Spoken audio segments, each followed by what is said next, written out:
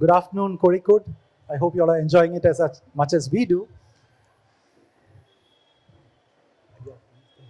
So to start with, actually, we want to, this is going to be the launch of Jamsetji Tata, Powerful Learnings for Corporate Success, co-authored by Mr. Harish Bhat and R. Gopalakrishnan. So this is going to be the Kerala launch for the magazine, for this book.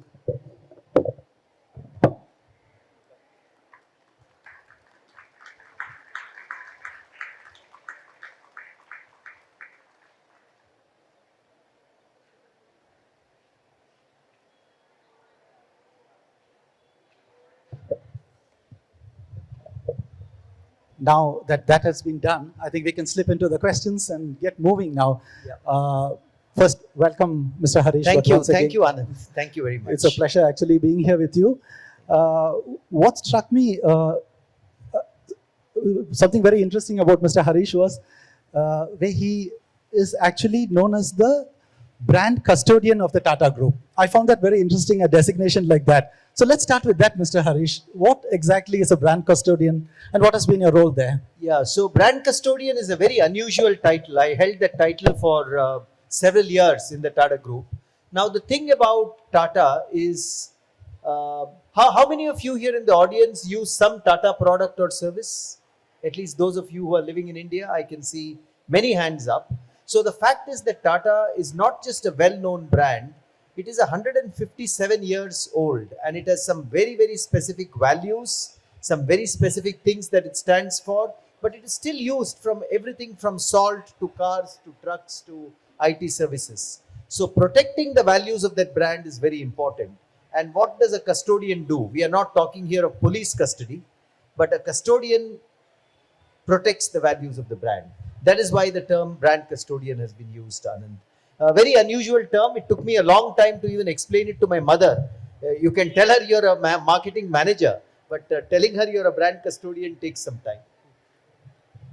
One of the best things about this book is there's a lot of stories in it, and that's the way I think we are going to be proceeding. Yeah. Because storytelling is what Mr. Harish really enjoys doing, I think. So let's go that way. But I wanted to start with what inspired your journey with the Tata Group and how has it shaped your personal and professional philosophy? Yeah, so I have worked in the Tata Group for 37 years now. I joined when I was a young 25-year-old boy just out of my business school, and I've been with them ever since. The good thing about the Tata Group is that they've given me very interesting work to work on over the years. I've worked with Tata Tea, I've worked with Titan, I've worked with Tata Sons. So very interesting work. But also equally, Anand, I think they care a lot for you. And I have always felt cared for within the Tata Group. They take good care of the employees. It's enabled me to develop my competencies as a marketer, as a writer, and it has also enabled me in some way to give back to society because the Tata Group at the end of the day is not owned by a wealthy family or by a PE fund or something. It is owned by the charitable trusts who create hospitals, other institutions for the country. So I think it's been a wonderful process of evolution. I always tell people, well before I started writing these books, that I've got 2 marriages, one to my wife who is here today and one to the Tata Group who is also here through the book. As someone deeply connected with the Tata legacy, how has your perspective evolved over the years, particularly related to the leadership and business? Yeah. So, when I started my journey as a young manager, and I'm sure all of you, many young people here are going to start your career journey soon. When I started my career, I was completely focused on doing a very good job. Even now I am learning, the field of marketing, understanding what it takes to create brands.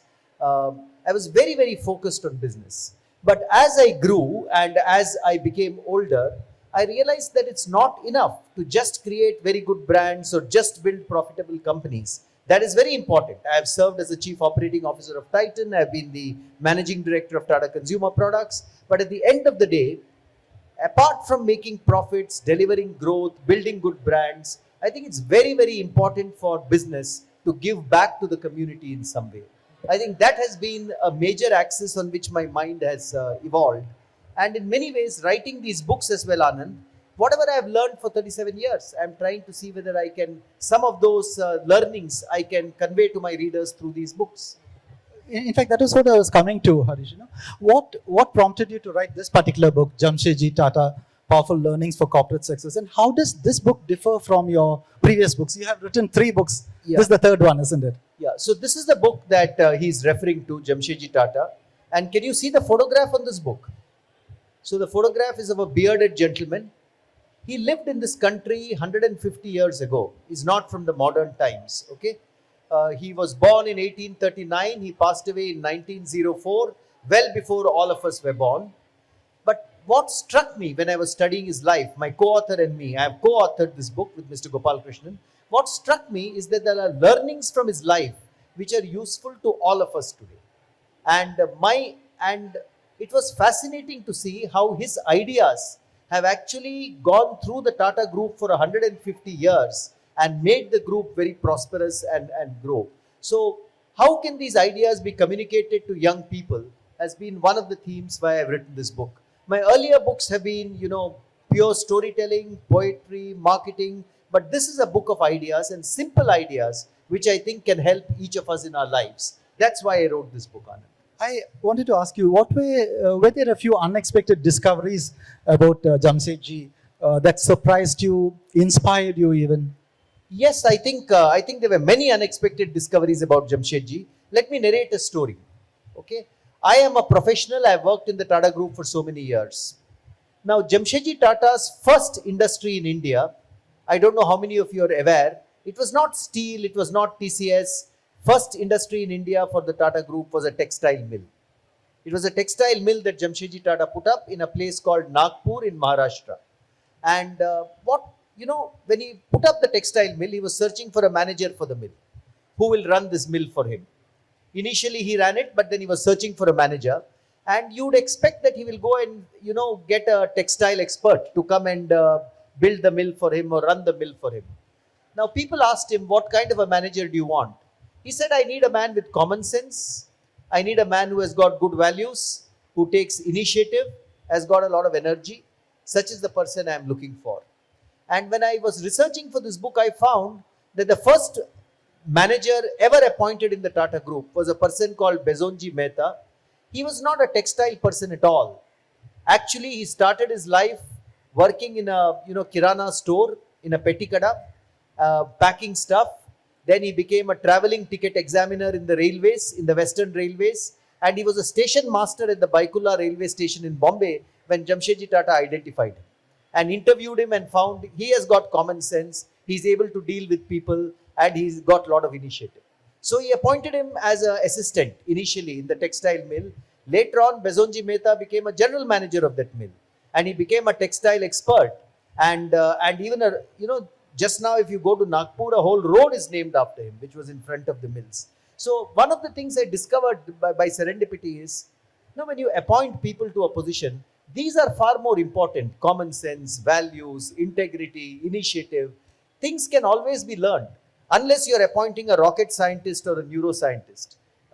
Then I think you need some, but in a field like mine, marketing, you can learn many things. These are common sense fields. So recruiting for attitude and then training the person for skills was a very, very clear lesson that stood out in my mind. What were some of the more challenging aspects of distilling, a legend like Mr. Tata here, his extensive contributions into what I would call actionable learnings for modern leaders? Yeah, so there are many actionable learnings, and let me stand up for a minute and speak. So one of the actionable learnings that I found in this book is Jamsetji Tata built huge industries. He built steel for India.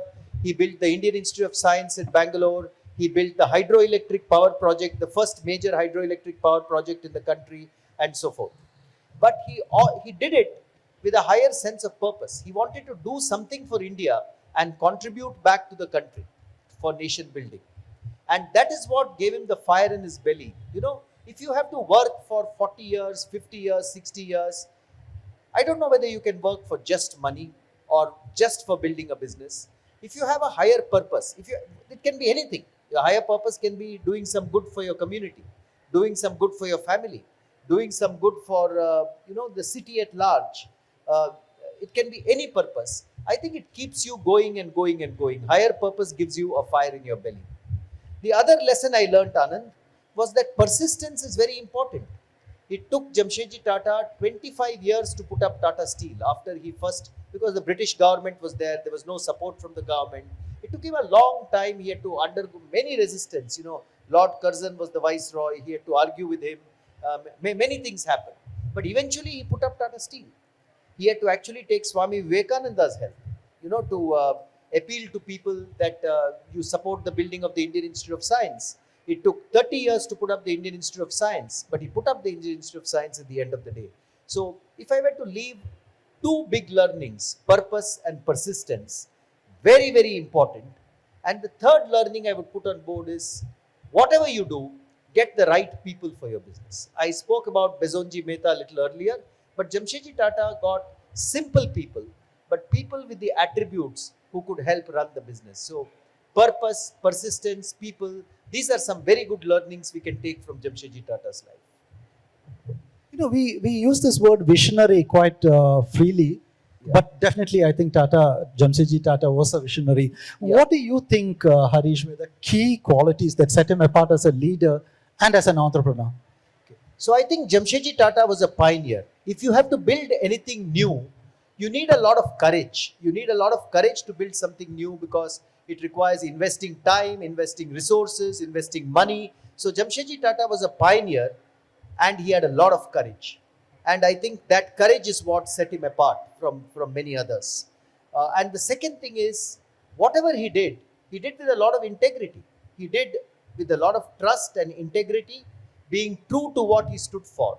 And that I think has continued, Anand, in the Tata Group until today. The group tries its best. There are ups and downs. Not everything the group has done succeeded, but generally the Tatas try to do things with integrity. So I think courage and integrity were two very, very important pillars which helped to set Jamsetji Tata apart from the rest. I always want to ask this question to you. We are talking about 100-year plus company there. But how do you see Tata's management principles and vision resonating with the challenges of today's corporate world? Yeah, so this is very important. Jamsetji Tata lived 150 years ago, but recently you would have heard of Miss Ratan Tata having passed away. And so Ratan Tata lived 150 years after Jamsetji Tata. But Ratan Tata also said in what he wrote, he said, I want the Tata Group to grow fast. I want the Tata Group to become market leaders in whatever field they are. But I want the Tatas to do it without engaging in corruption, without engaging in bribery, without engaging in political influence. I think that philosophy from Jamsetji Tata has come all the way into the present day Tata Group. Because in many ways, Jamsetji Tata is revered and idealized in the group, and his ideals are very carefully protected. So when you spoke about brand custodian, one of the roles of the brand custodian is to protect those ideals. That is why it's called a custodian in the first place. Is there any interesting anecdote or story you can narrate about his visionary or how it can be used in today's world? Yeah, so I think a few things. One, the Indian Institute of Science is one of India's most famous educational institutions. It was the first university of higher education in science built in our country. And Jamsetji Tata had this dream for India because he said, without technology and science, the country cannot progress. Now, what I would like to highlight is that Jamsetji Tata thought of this dream, and then he got a world-class expert to come to India to understand what does a University of Science mean. He got Sir William Ramsay, who was a Nobel Prize winning scientist, to come to India and look at this. The Viceroy of India at that time was Lord Curzon. Lord Curzon did not agree that an Institute of Science is required in India. He said, who will come and study there? Who will pay the fees? Where are the professors to teach in this university? And he virtually put the idea down. So Jamsetji Tata, when he first spoke to Lord Curzon, realized that this resistance was there. So he went away and slowly tried to build the concept brick by brick by brick. When he faced resistance from Lord Curzon, he went to the Secretary of State of India in London, met him and tried to convince him about the university. He then dedicated half his wealth to the creation of this university. To help him to get support across the country, he reached out to Swami Vivekananda and said, "Can you help me evangelize this idea of a University of Science across the country?" And he got Swami Vivekananda also to come and support this idea of a university. So when you have an idea, the point I'm making is, when you have an idea, the idea will not come to fruition immediately. Jamsetji Tata took help of various people. Swami Vivekananda, the Secretary of State, Sister Nivedita, I can go on and on, for the Indian Institute of Science to come into place. So if you're thinking of an idea in your life, it may not be an Indian Institute of Science, it could be any idea that you think of. How do you get support from all your stakeholders before you take that idea forward? I think that's a very, very important thing that we can learn from Jamsetji Tata. There is this interesting story I was reading about how he put just about everything, his wealth down to start his company. I want you to tell that story, Harish, about his wealth, everything that he put down for a company to start. Yeah, so it's a very interesting story, and it reminds us of what big people can do for the country and for their company. So India's first integrated steel plant was Tata Steel, and Tata Steel came up in a place called Jamshedpur, and it was put up for India by Jamsetji Tata, the gentleman whose picture you see here. Now, Jamsetji Tata passed away in 1904, and the person who took over from him as the chairman of Tatas was his elder son, Dorabji Tata. And Dorabji Tata ran Tata Steel very well for many years. But by 1914 to 1919, all of you would have heard of the First World War, which was fought. And because of the First World War, the demand for steel came down. And because the demand for steel came down from countries like Japan, Tata Steel started feeling the pain. And Tata Steel was not able to earn adequate money. Now, let me leave this story there for a moment. Now, here is Dorabji Tata, the chairman of the Tata Group. And Dorabji Tata is married to a lady called Meherbai Tata. They fall in love, and in 1898, they get married. And Dorabji Tata loves Meherbai Tata very much. He's a wealthy man, so he gifts his wife something called the Jubilee Diamond. The Jubilee Diamond at that time was the largest diamond in the world. It was twice the size of the Kohinoor diamond. It was 245 carats in size. If you can imagine a diamond which is 245 carats in size. So that was Dorabji Tata's and Meherbai Tata's marriage. So in the meanwhile, Tata Steel gets into trouble because of the First World War, demand for steel collapsing. And one day in 1924, Dorabji Tata receives a telegram from Jamshedpur saying, "We have no money to pay the wages next week. If we don't get money, we will have to shut down the plant. And if you shut down the plant, the workers will lose their wages." So do you know what Dorabji Tata did? Meherbai Tata and Dorabji Tata, husband and wife, they pledged their entire wealth. Their entire wealth at that time was about 1 crore of rupees. They pledged their entire wealth to the Imperial Bank of India, which is today State Bank of India, to raise a loan of 1 crore of rupees to keep Tata Steel going. And that 1 crore of rupees was given to Tata Steel to continue the operations of the plant. That included the Jubilee Diamond, which was also pledged to the bank at that point in time. So he had no hesitation about pledging his entire personal wealth, family wealth, his wife and he, to save Tata Steel. And not a single job in Tata Steel was lost at that time. And many years after that, of course, the effects of the war went away, and Tata Steel started performing much better, and they were able to get their pledged money back from the bank. But to me, this is amazing. You know, Tata Steel was a publicly owned company listed on the stock exchanges. It was not necessary for the chairman of a company to pledge his entire personal wealth to save the company. But this is the kind of fire in the belly, this is the kind of commitment that great people like that had. And we are very, very lucky and fortunate in the Tata Group to have had great people like that who were chairman of our group. But this is a beautiful story. And eventually, of course, the Jubilee Diamond, after Dorabji Tata's death, it was sold, and the money from the sale of the diamond was used to create the Tata Cancer Hospital in Mumbai through the Dorabji Tata Trust. Oh, that is interesting. Yes. You mentioned about the importance of protecting his people, isn't it? Keeping every single job there. Jamsetji particularly was known for his people first approach to management long before it became a corporate mantra today. So, how do you think this philosophy contributed to the Tata Group's long-standing reputation as an employer of choice? Yeah, so I think people have always been the mainstay of the Tata Group. Okay, it is not just Jamsetji Tata and Dorabji Tata and JRD Tata and Ratan Tata. It's not just the chairman of our group. Over the years, I think the Tatas have tried very hard to build a good leadership pipeline of people. With Jamsetji Tata was Bezonji Mehta, people like Dorabji Tata or people like Burjorji Pacha, they were at that time. But look at the people who worked with JRD Tata. There were people like Rusi Modi, people like Ajit Kerkar, people like Darbari Seth, people like Sumant Mulgaonkar, Nani Palkiwala, number of people of very great stature who worked with JRD Tata. Look at the people who worked with Ratan Tata, people like Dr. J.J. Irani, Mr. R.K. Krishna Kumar, Mr. Muthuraman. I can go on and on with many names. And until today, if you look at the Tata Group today, that Mr. Chandrasekharan is heading Tata Sons, and a lot of the managing directors and CEOs have grown from within the group.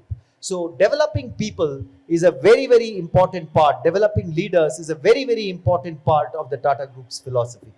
Is there a story, Harish, that you can narrate about how people came first for the Tata Group? Yes, I think I can certainly narrate many stories of how people came first. But let me give you my own story. People have asked me, why have you spent close to 40 years with the Tata Group today? What makes you spend 40 years with one company? And my story is very simple, Anand. The group has given me very interesting work to do. Very importantly, in 38 years, not one time has the group asked me to violate my conscience in any manner. And I think that is very important. The moment you don't violate your conscience and you do what is right, you can at least sleep well at night. And I believe that a good night's sleep is worth many, you can't put monetary value on a good night's sleep today. Also, the group has, taken care. I've had personal issues during 40 years. It's not that it has all been up and up. But whenever there have been issues, the group has taken care and reached out.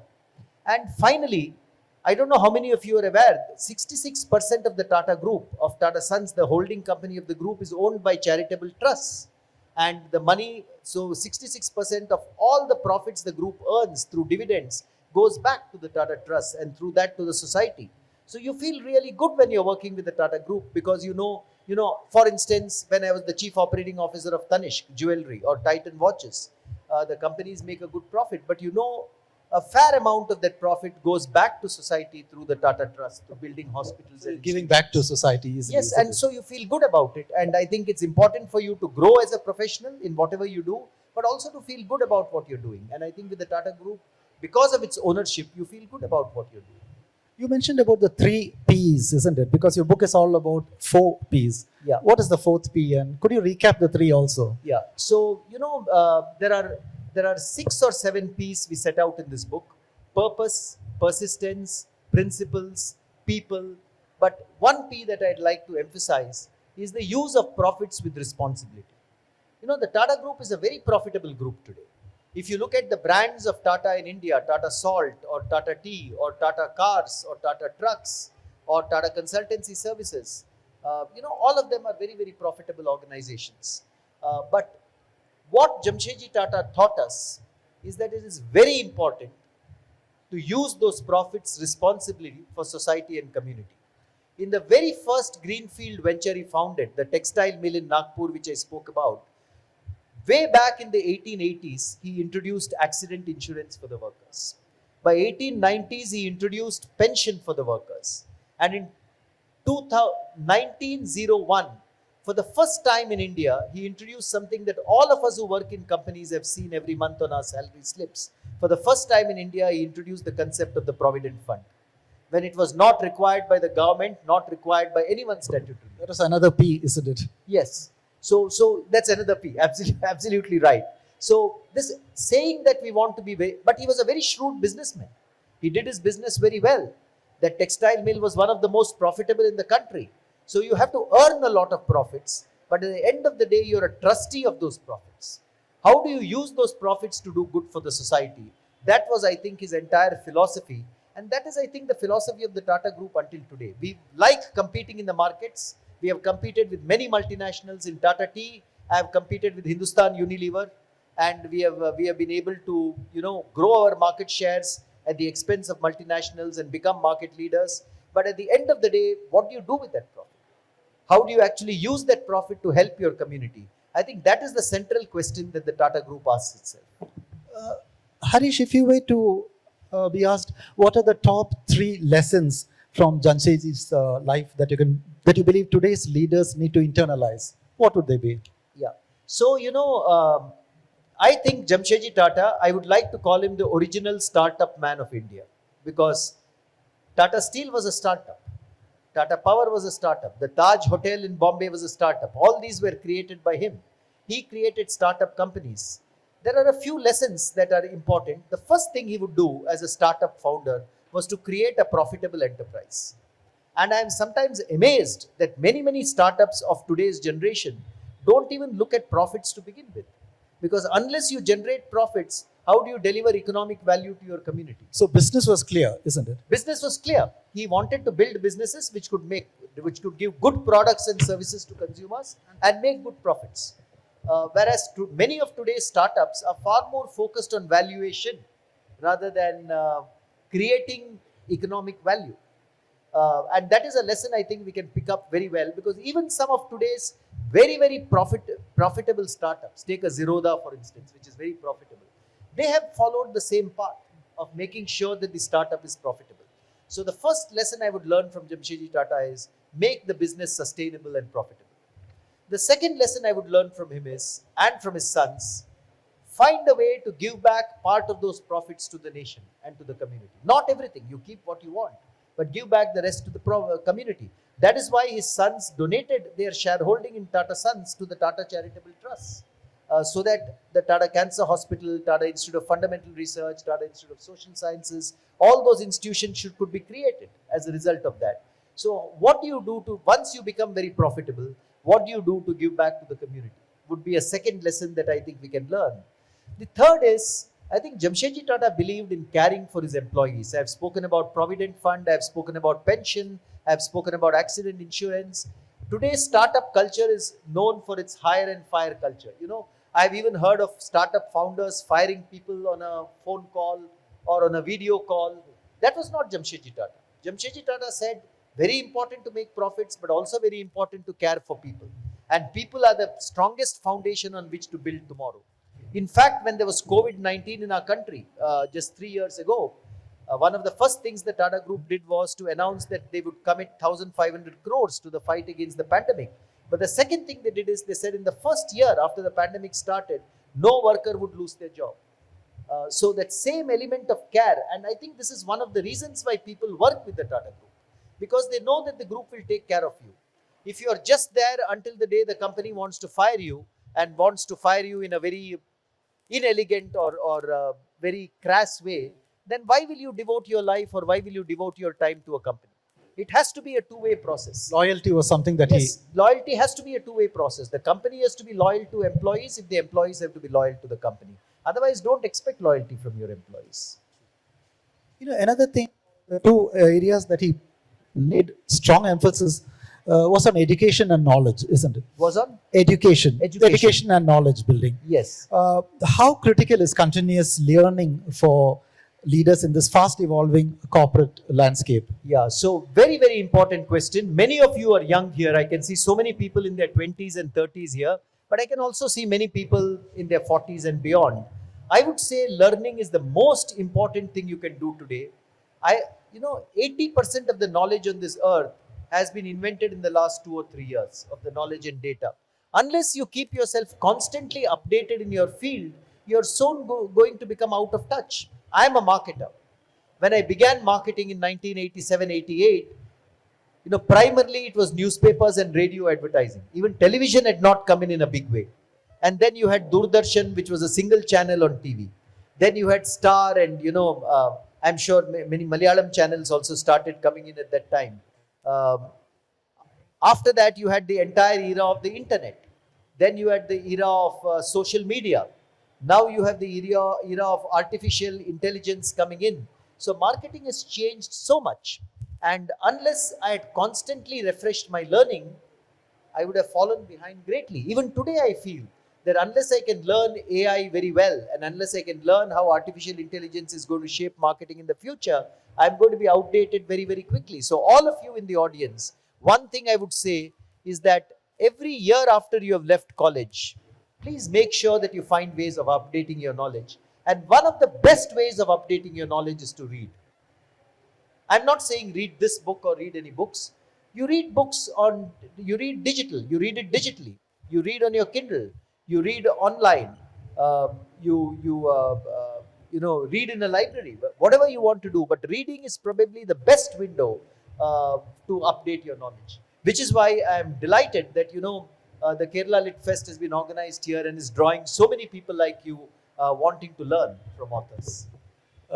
I think having Mr. Harish here is very important to talk about another very crucial factor in corporate, which has also become the leading question these days on work-life balance. Harish, so what are your views on this? And as someone who has spent decades in the corporate sector, do you think it's even possible to achieve a balance?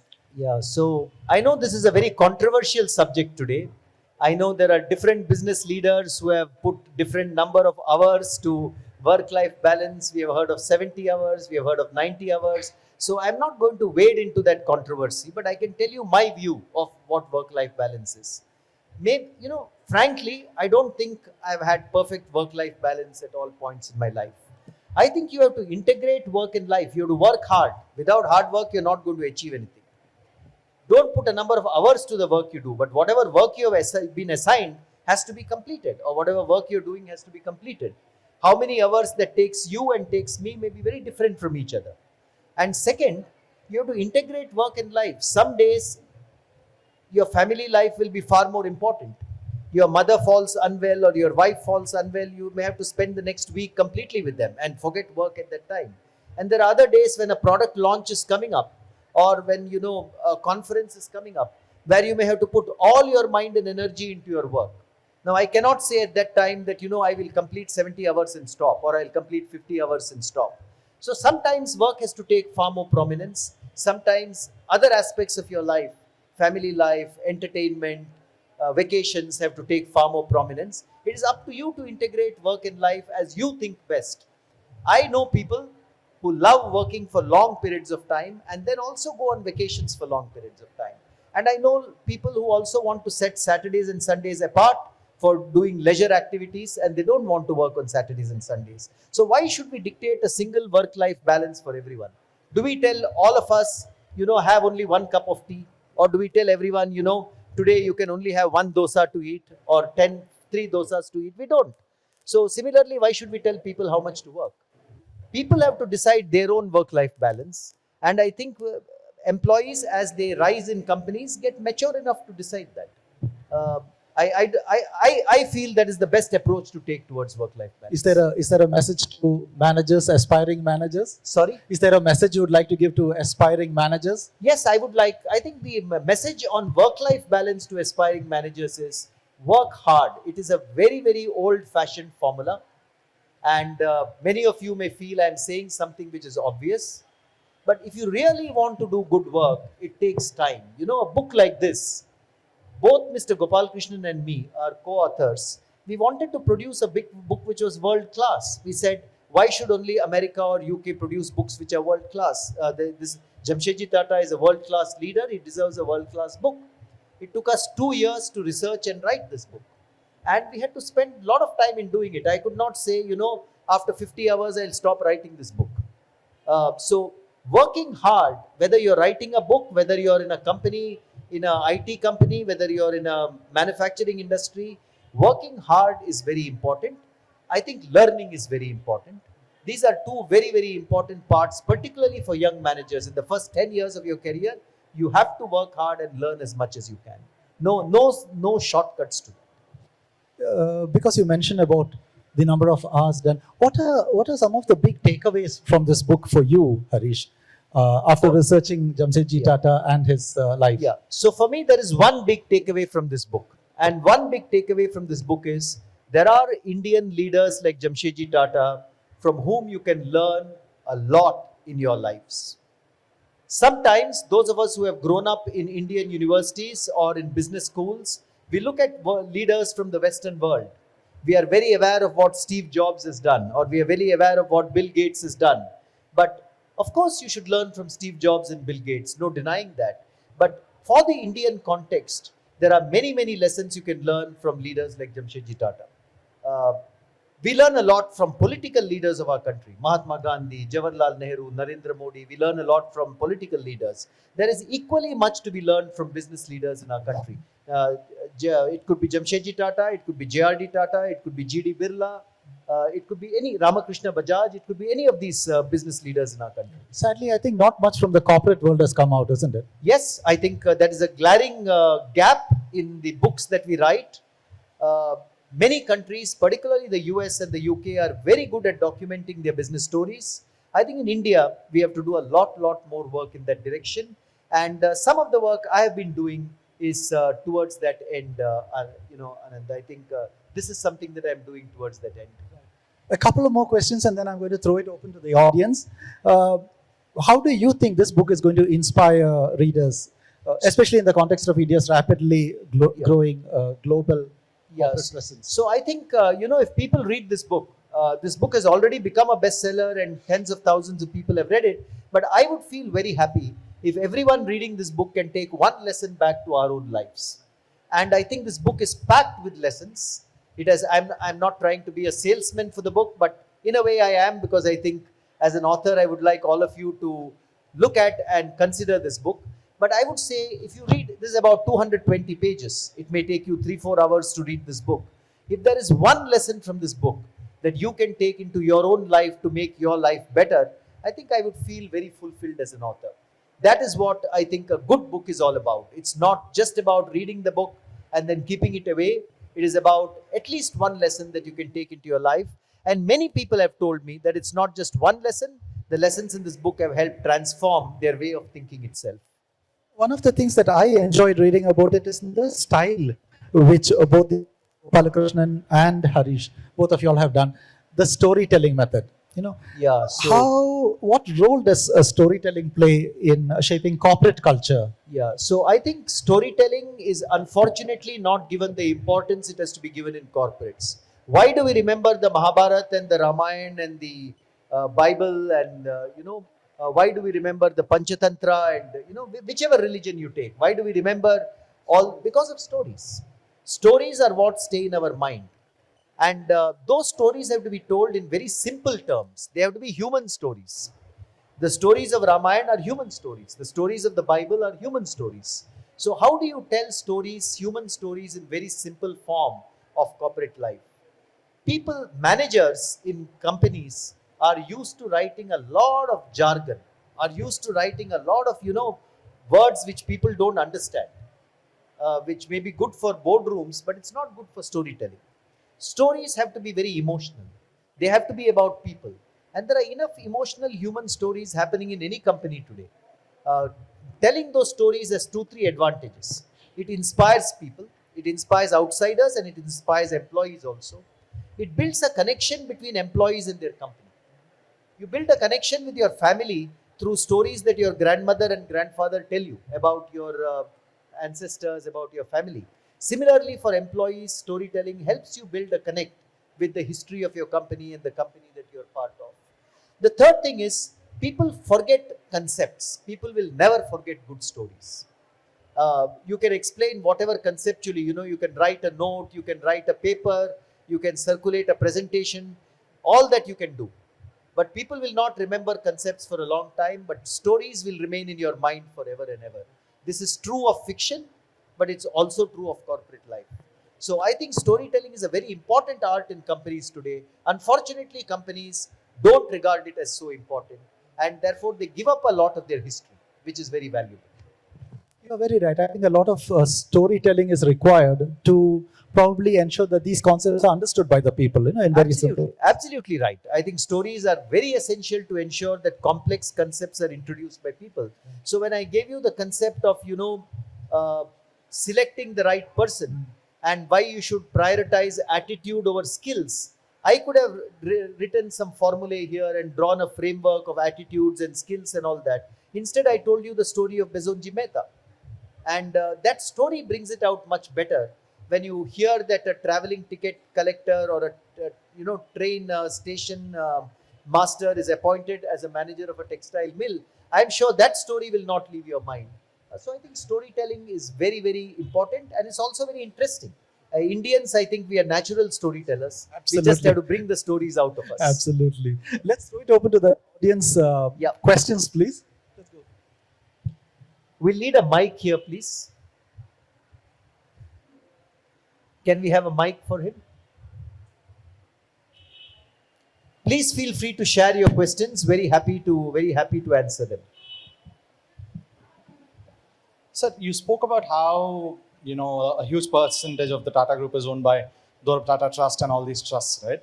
And in a day and age when financial incentive is shown as like the main thing, and you see median salaries of top executives needing to be a few hundred times even in the United States and all that. When that is the case, but Tata still are market leaders in many fields. How do you think they manage to do it, and what might other companies be missing out in like the holistic picture? Very good question, sir. What's your name? Vikhyat. Vikhyat. I didn't get that. Vikhyat. Vikhyat. So Vikhyat, thank you. So his question is, when CEO pays 100 times the pay of a junior executive in Western countries, various parts of the world, including India, how do you keep employees engaged? And is that... Yeah, so when something is run by a non-profit and they're still doing really well, right? Yeah. It's not that the top execs own the company or anything like that. No. Yeah. The top execs in the Tata Group own very, very little of the company. It's owned primarily by the Tata Charitable Trust. So I think the Tata Group is fair in its pay policy. I don't want to compare ourselves with other groups across the world and in India. I think they're fair pay masters. They give you a fair pay for the kind of work that you do. But very importantly, they also take care of you throughout your career, and which is also very important for us in our careers. When you think someone is being fair towards you, then you like to give them your best output. So I think the Tata Group has been known for fairness, and I'm very confident that will continue into the future. Being fair towards employees is very much a building block of the Tata Group. Thank you, sir. There's a question here and a question there. Yeah. The gentleman in the red t-shirt. Good afternoon, sir. My name is Nishit, and I've read your book, The Curious Marketer, Thank you. and your travel tales across the world. So my question is this: I think it was Seth Godin who said that marketing is not about the products you sell, but the stories that you tell.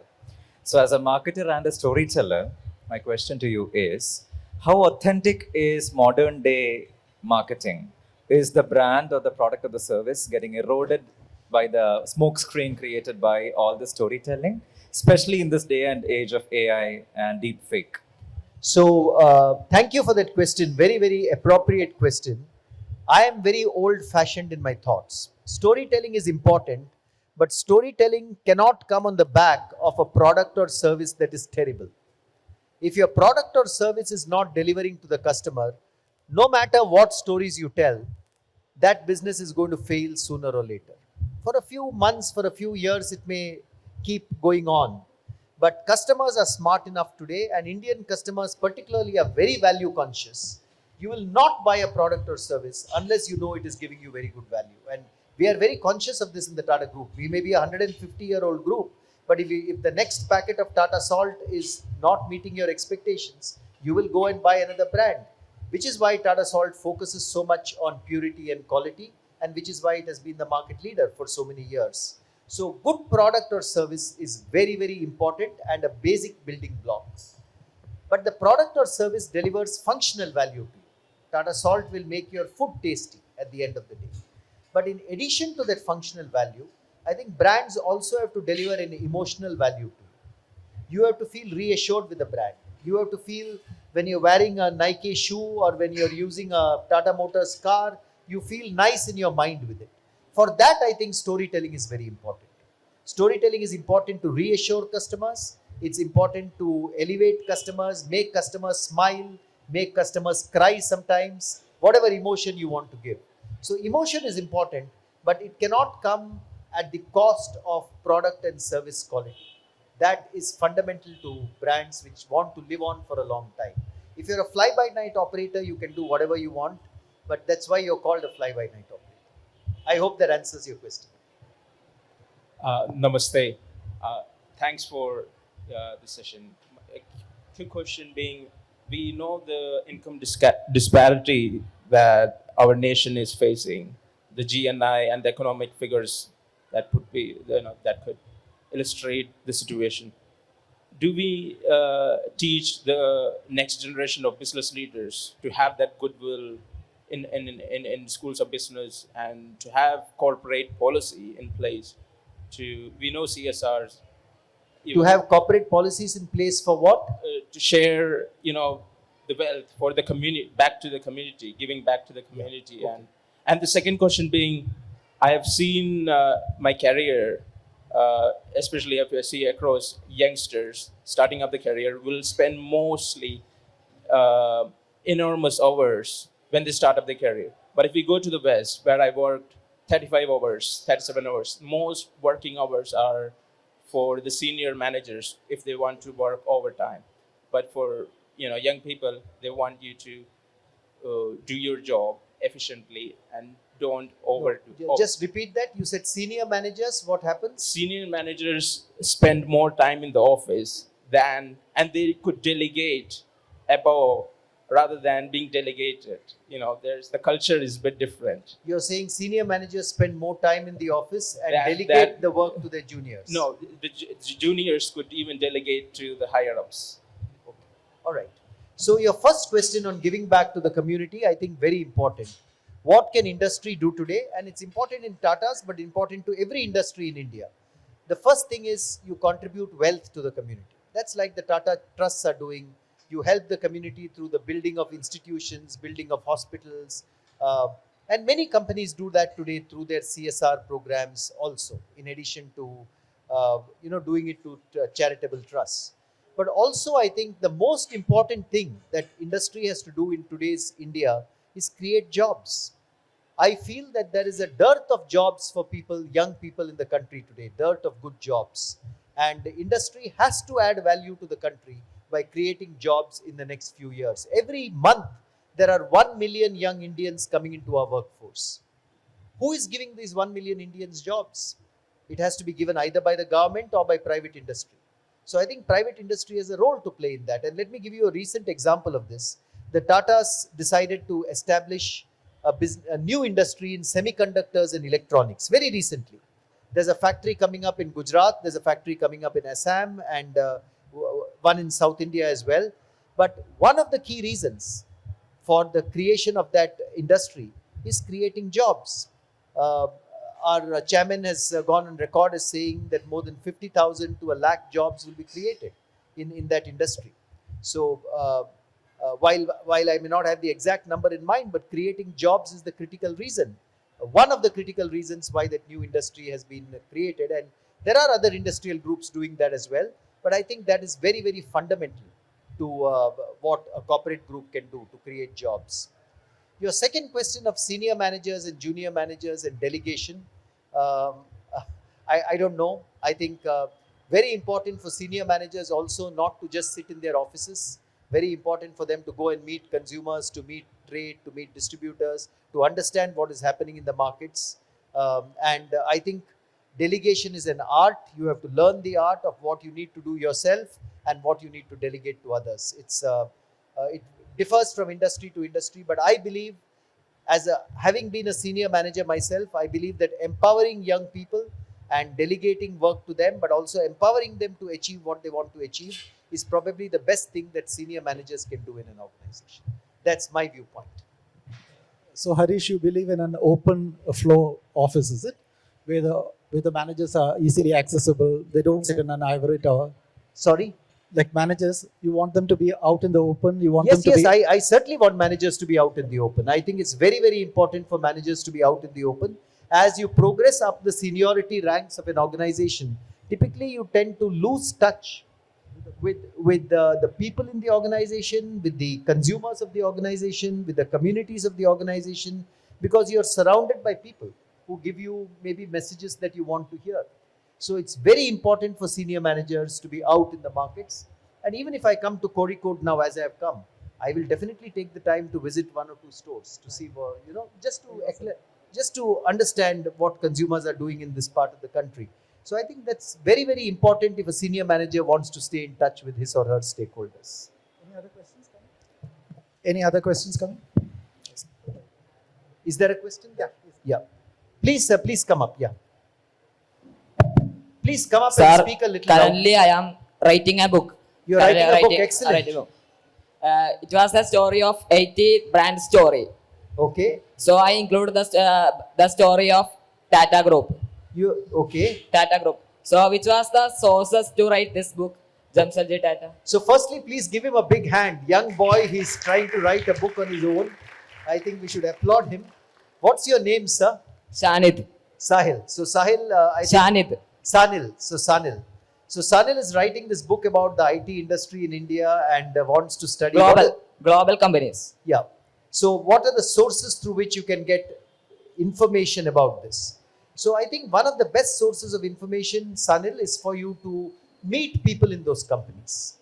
You tell them that I'm writing a book. Can I get half an hour of your time, 1 hour of your time to ask a few questions of you? Prepare a good interview of 4 or 5 questions and go and meet that person to get some knowledge from that person. This is one source. The other source is go to books which are already published about that company. Read those books. Books have a lot of information which you can learn from. That's a second source. Third, some companies like the Tata Group have an archive. We have an archive of all our old documents and it's located in Pune. And it's open to all researchers, to anyone who wants to write a book. So you can go to Tata Archives on the Google. There's an email address. You can write to them. And you may need to visit Pune, of course, to see those documents. But the archives are open to people like you to go and research anything for a story you want to write. The fourth thing is speak to people who have worked in that industry. Many good stories come from people. They may not be working anymore. As long as they have worked in the past, speak to people in that industry and they will tell you a lot of very, very interesting stories about this. So these are some ways. And then, of course, I think the biggest discovery you can do or the biggest source of information is Google. I think use Google to the best of your ability. These days you have AI engines also which help you to research specifically what you want. So use the power of technology also to get as much information as you want. But best wishes for your book and I hope it comes to a fruition very soon. Thank you. Anybody? I see one more. No. Okay. There's one question and we have just 3 minutes of time left, so we'll come to a conclusion. Hello, Yes, sir. sir. So I have a question there. Will MBA from a good B school now provides enough entrepreneurial skills? So does an MBA from a good B school provide good entrepreneurial skills? My answer to that is, I would think you need to do much more than getting just an MBA. I feel that it's not just the MBA degree, it is the kind of project work you do when you're studying for your MBA. I have known of many young students today, even when they're doing their MBA or engineering, they form groups of students together. They think of what kind of a startup or what kind of entrepreneurship they want to engage in. That is what gives you the real entrepreneurial skill. Entrepreneurship, according to me, is not learnt in the classroom. Entrepreneurship is learnt by doing something yourself. And if you do the right projects as part of your MBA or as part of your engineering or any other studies you're doing, then I think you learn entrepreneurship by yourself. So the college is a good environment to do that because there are many intelligent students in the college and you find like-minded students with whom you can team up and do these entrepreneurship projects. that I think, so the business school gives you a good environment, but don't expect to learn entrepreneurship in the classrooms of the business school. Expect to learn entrepreneurships in the canteens and in the evening projects and in the conversations that you have on projects with your college mates. That would be my answer to your question. Harish, So yes, good would you like business to talk about internships, how important it is? Internships are also very important. Thank you for filling in that gap. So internships with a good startup or internships with a good industry can also give you a good idea of entrepreneurs and how to create new industries. So choosing a good company in which you want to do your internship is also important, in addition to the projects. And some of the projects I have now noted, a lot of business schools do projects working with industries. And that again gives you a good idea of what creating a new product, creating a new brand, creating a new company is all about. Recently, I have found business schools also getting their students to shadow the CEOs of startups and move around with them for a day or two to learn from them. So there are many things that business schools and colleges can do, but don't expect that you'll sit in a classroom and entrepreneurship will come to you on the blackboard. That will not happen. We just got about 10 seconds. Thank you very much. Thank you, Harish, for this conversation. Thank you to the crowd here for being so lively and participating. Yeah, I want to thank Mr. Anandraj for being here and conducting this discussion with me. I want to thank all of you for taking the time to sit here and listen to what I have had to say. I want to thank my wife Veena and all members of my family who have supported me in the writing of this book and all my books. And of course, to my co-author who is not here today, Mr. Gopalakrishnan. He's a senior retired director of the Tata Group. I want to thank him as well for partnering me in the writing of this book. It was his idea that this book came to life. Thank you very, very much and have a nice afternoon.